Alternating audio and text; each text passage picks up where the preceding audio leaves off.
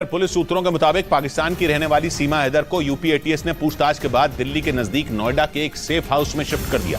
सीमा के साथ उनका एक बेटा और प्रेमी बताए जा रहे सचिन भी मौजूद हैं। सीमा हैदर की असलियत जानने के लिए पिछले 2 दिनों से यूपी एटीएस की टीम उनसे पूछताछ कर रही है।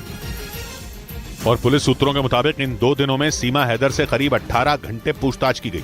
सूत्रों का कहना है कि पूछताछ में सीमा हैदर ने यह कबूल किया कि उनके भाई और चाचा पाकिस्तानी सेना में हैं, लेकिन वो जासूसी की बात से इनकार करती रही। और पुलिस के सूत्र बताते हैं कि सोमवार को सीमा से करीब 7 घंटे और अगले दिन उनसे करीब 11 घंटे पूछताछ की गई। बाद में सीमा हैदर को रबुपुरा थाने ले जाया गया, जहां उन्हें रात करीब 9 बजे तक थाने में रखा गया।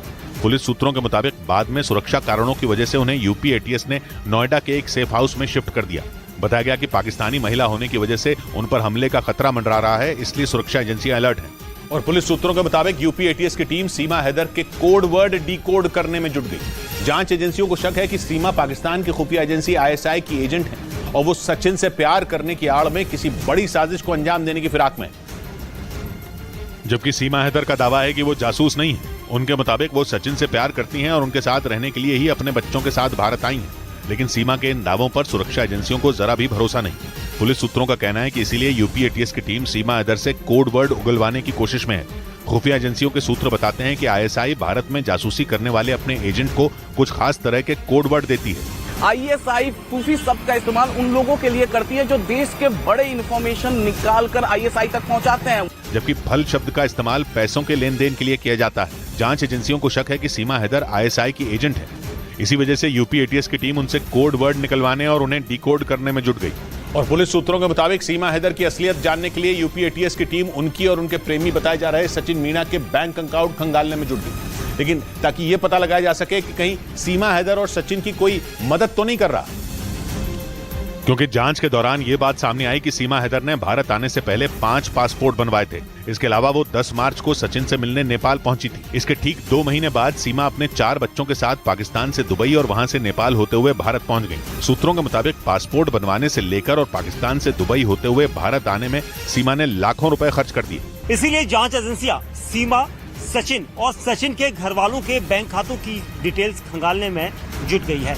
सूत्रों का कहना है कि जांच एजेंसियों को शक है कि सीमा हैदर और सचिन की पैसों से मदद की जा रही है, जबकि सीमा का दावा है कि उन्होंने कराची में करीब 12 लाख पाकिस्तानी रुपयों में एक जमीन बेची थी और उन्हीं पैसों से वो भारत पहुंची। इस बीच खुफिया एजेंसियों के सूत्रों ने दावा किया कि पाकिस्तान से आई सीमा हैदर किसी तीसरे आदमी की मदद से नेपाल बॉर्डर से भारत की सीमा में दाखिल हुई। हालांकि ये पता नहीं चल सका कि वो आदमी नेपाल का नागरिक था या पाकिस्तान की खुफिया एजेंसी आईएसआई का कोई एजेंट था।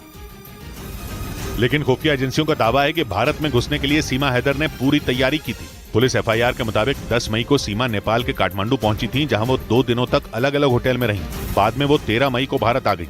खुफिया एजेंसियों के सूत्रों का कहना है कि नेपाल से भारत में घुसने में किसी तीसरे आदमी ने सीमा की मदद की थी। और सूत्र ये भी बताते हैं कि भारत आने से पहले सीमा ने खुद को अलग तरीके से तैयार किया था। उन्होंने इस तरह से कपड़े पहने कि वो भारत के गांव में रहने वाली कोई महिला लगे।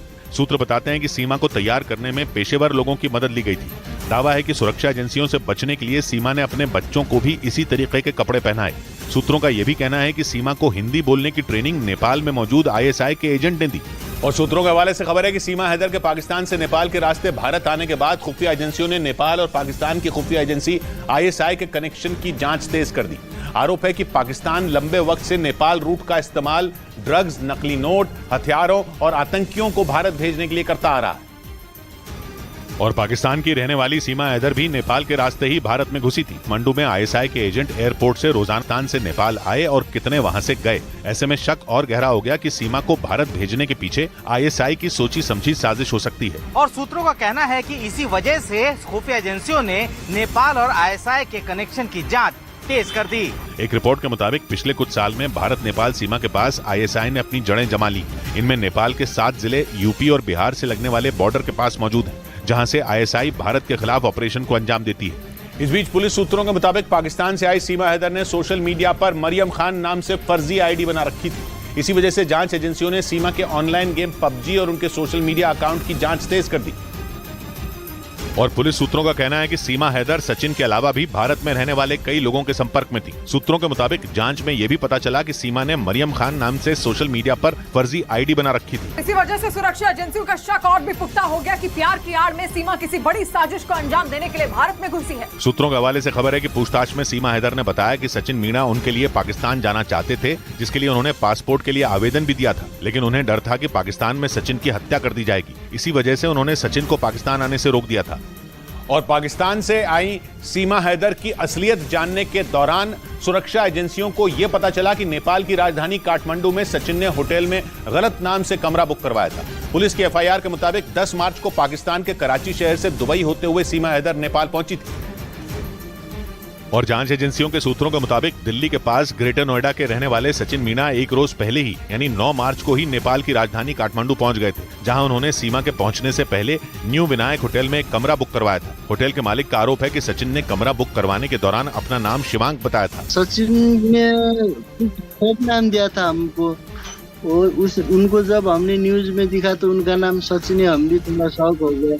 होटल मालिक के मुताबिक सचिन और सीमा करीब 8 दिनों तक वहां रुके थे। उनका यह भी कहना है कि सचिन ने भारतीय करेंसी में होटल का बिल